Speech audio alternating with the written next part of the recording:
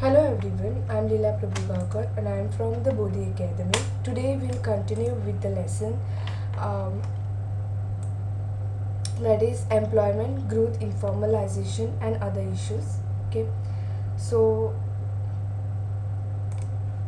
we'll continue with this lesson. So earlier in this lesson we have learned about the introduction and what do people work, how they earn their livings. Okay, what is the difference between workers and employment. Then we have also seen the participation of people in employment. Okay, now we'll continue with the next topic, that is growth and changing structure of employment.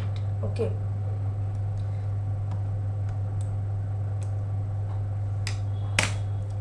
now with regards to growth and changing structure of employment, if you see this here, we'll be learning about the two developmental indicators. Okay, the first one is employment and the growth of employment and GDP. Okay, so nearly 70 years of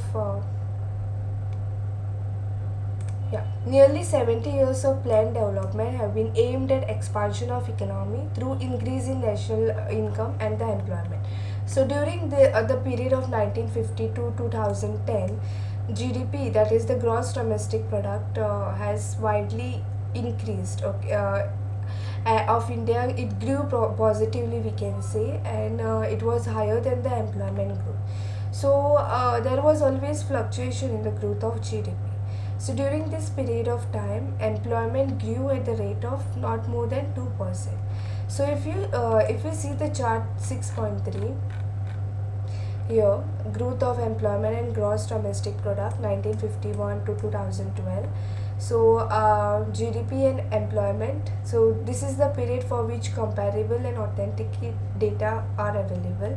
So employment, if we GDP, if we see, it is rising, no, but employment, it is still like it is not more than GDP. We can see from this. So chart 6.3 also points out another disheartening development during the year 1990. So employment growth, if we see, it started declining. Okay, and GDP has increased over here. So and reached a level of growth that India had in the early stages of planning.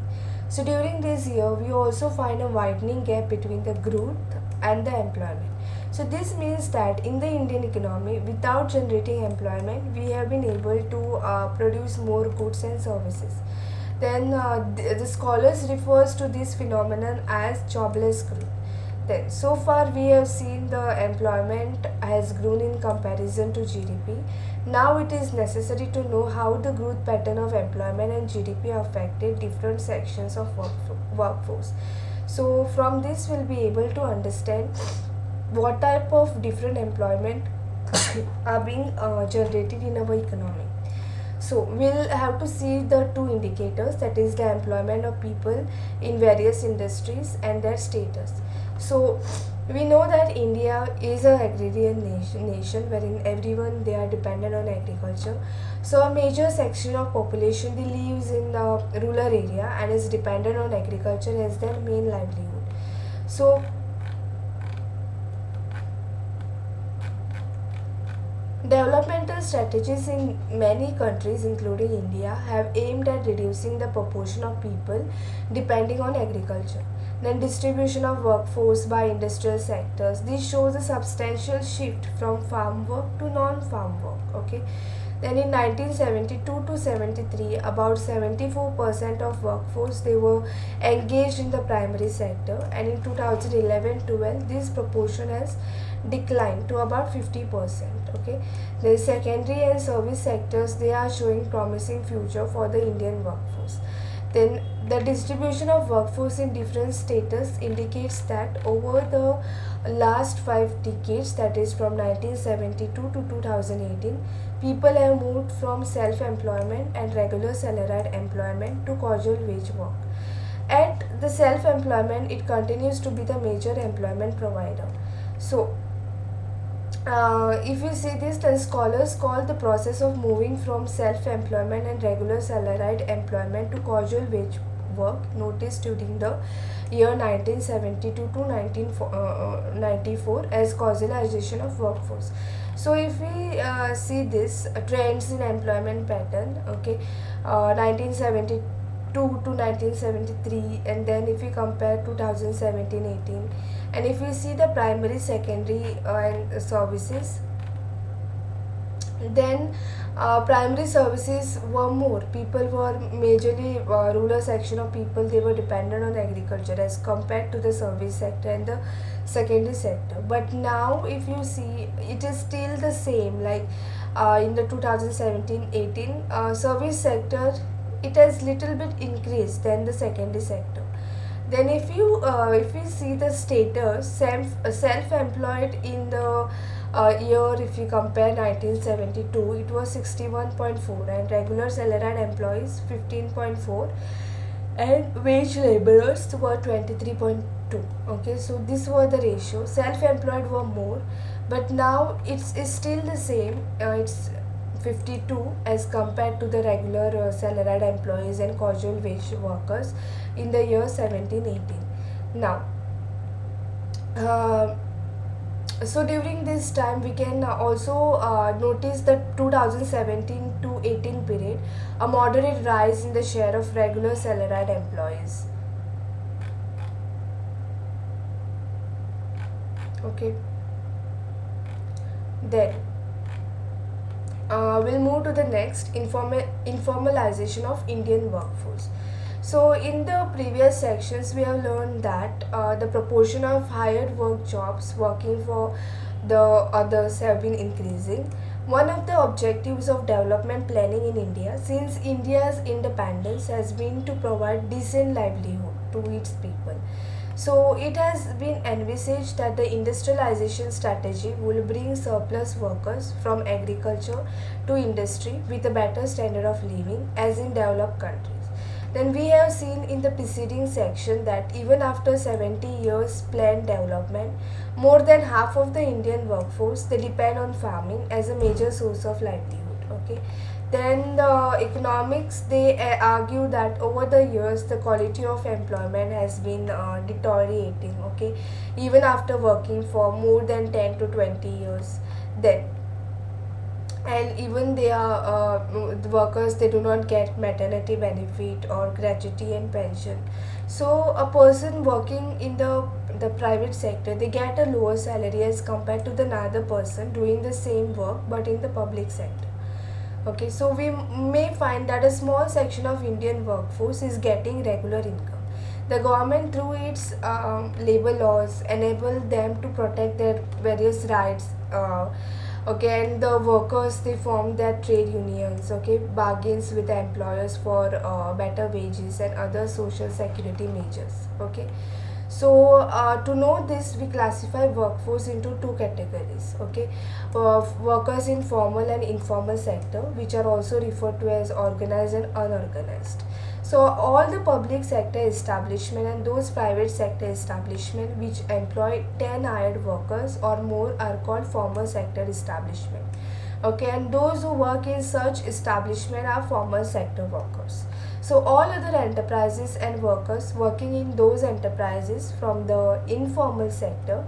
Thus, informal sector includes millions of farmers, agricultural laborers, okay, owners of small enterprises, and people working in those enterprises are also the self-employed who do not have any hired workers. It also includes all non-farm casual wage laborers who work for more than one employer, such as construction workers and head load workers. Okay, so you may note that this is one of the ways of the classifying workers. So this is how we classify the workers. Okay, so if we see a box 6.1, formal sector employment, the information relating to employment in the formal sector is collected by the Union Ministry of Labour through employment exchanges located in different parts of the country. Okay, then in 2012, out of 30 million formal sector workers, about 18 million workers were employed by the public sector. Okay, so men forms the majority and also women constitute only about 1/6 of the formal sector workforce. Then economists, they point out that the reform processes initiated in the early 1990s resulted in a decline in number of workers employed in the formal sector. So if you see this picture, it is showing us an increasing variety of informal sector employment. Okay, so those who are working in the formal sector enjoy social security benefits. They earn more than those in the informal sector. Developmental planning envisaged that as the economy grows, more and more workers will become formal sector workers, and the proportion of workers engaged in the informal sector will dwindle. But if we see the chart, okay, um, if we see the chart 6.4, workers in formal and informal sector, we learned that this is of the data is of 2011-12.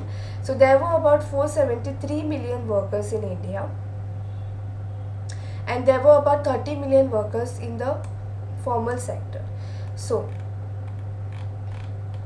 so, since the late 1970s, many developing countries, including India, they started paying attention to the enterprise and the workers in the informal sector. Okay, this sector, informal sector. Then, as employment in the formal sector is not growing, then workers and enterprises in the informal sector, they do not get the income, they do not have the any regulation or the protection from the government. So workers are dismissed, okay, without any compensation. Then technology used in informal sector enterprises is also outdated.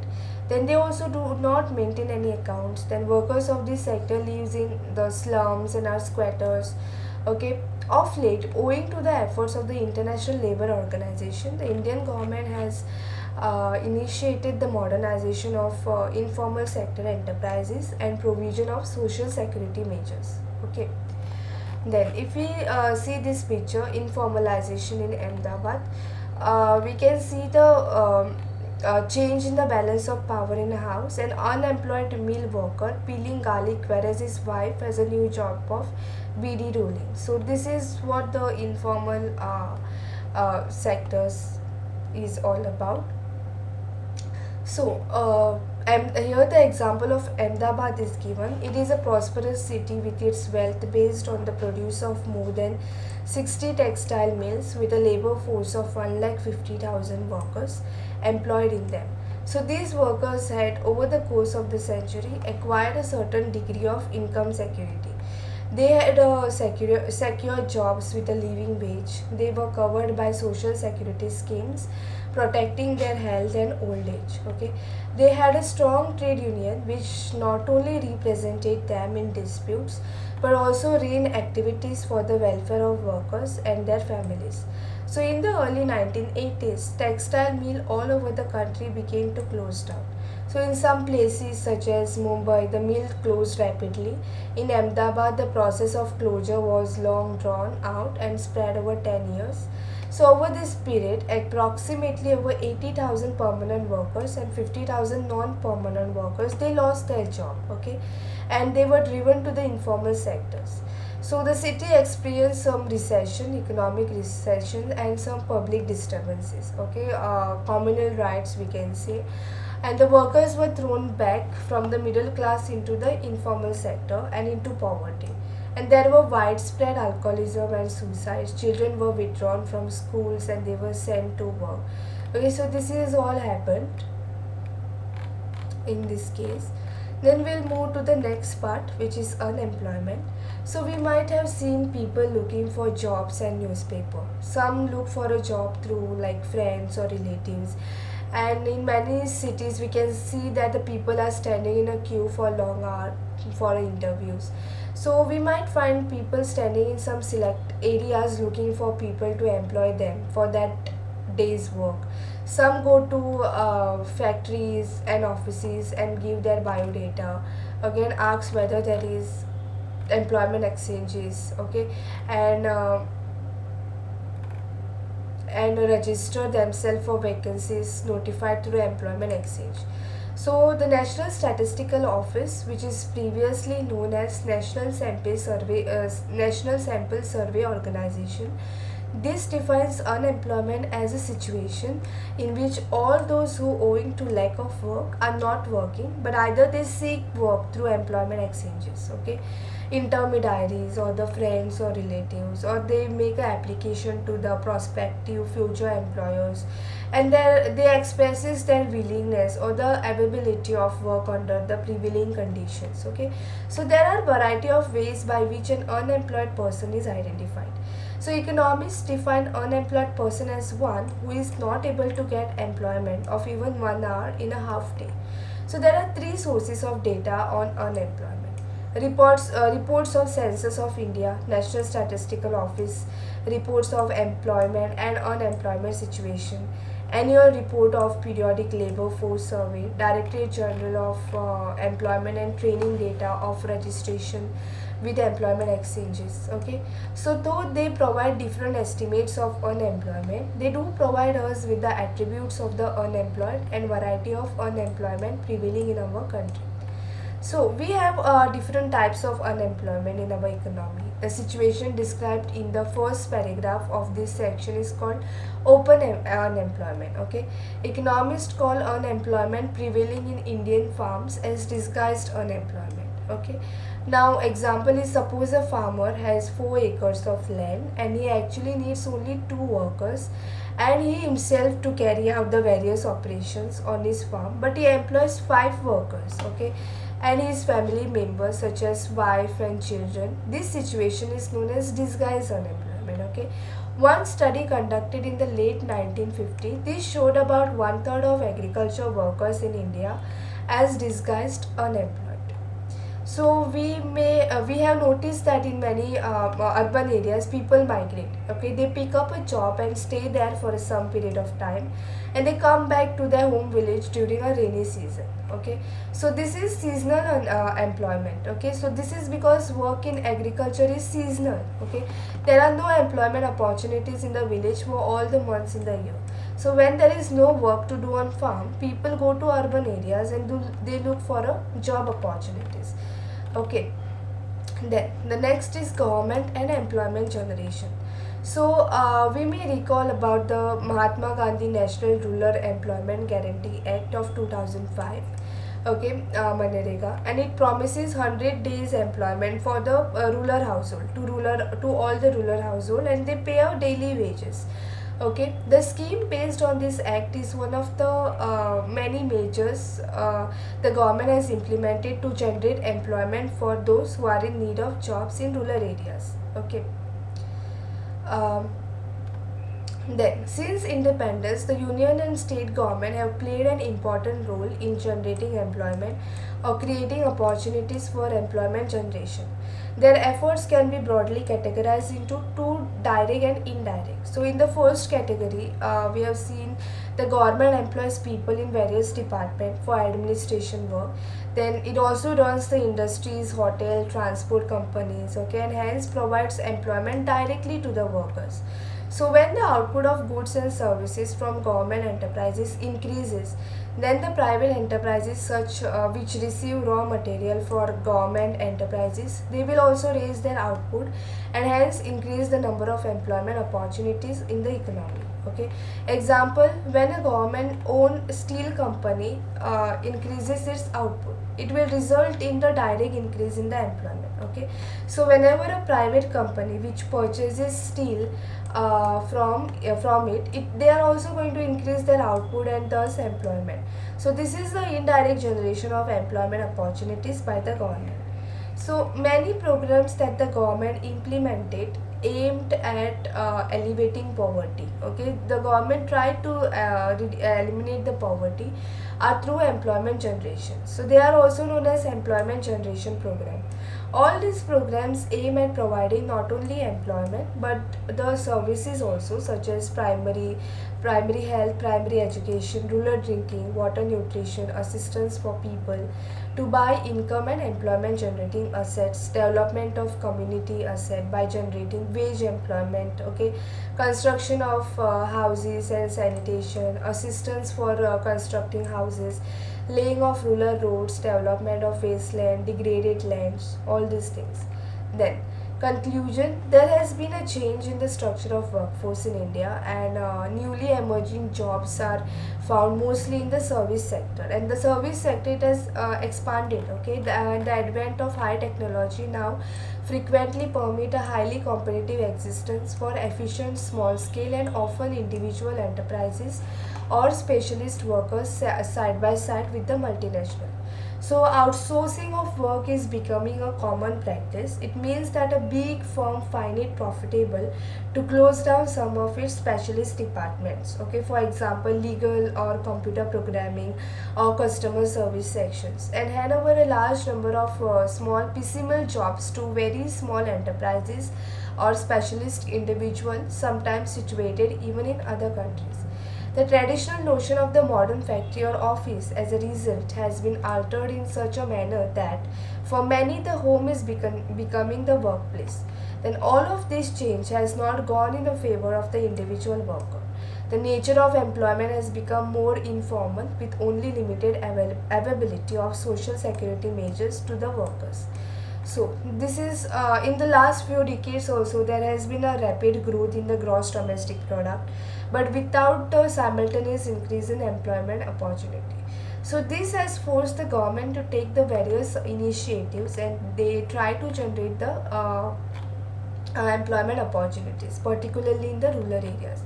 So this is all about the lesson of employment growth, informalization, and some other issues. Thank you for watching my video.